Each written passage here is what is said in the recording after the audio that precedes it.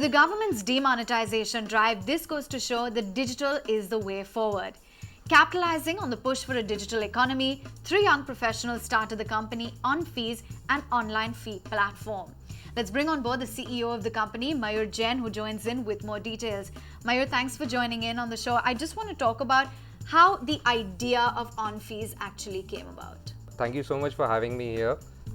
We knew there's a need for online fees payment because of our past experience, and demonetization made it as a catalyst where it pushed us to have something digital, and OnFees was a precise and a perfect model for now. There are some other players in the market that do this. So tell us, how are you different from these players, and what is your view on how you can really work on the overall note ban and capitalize on the demonetization drive? Currently, we are face on with banks and wallets who are providing something similar, but they're acting just as a payment gateways. But what we are is a specialist in education, where we are providing a complete solution either to education institutes or to the students, from MIS to communication to payment gateway to providing a unique loan facilities.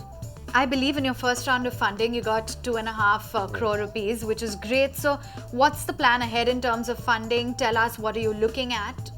So Mumbai market gave us enough confidence that the product or the concept itself is acceptable. We did some studies or research in other markets as well, Dipstick, where we found the results were positive enough, and now we are ready to start with tier 1 and tier 2 cities initially for next couple of months, and then probably we'll take it to a pan India. So that's where we want to raise funds for.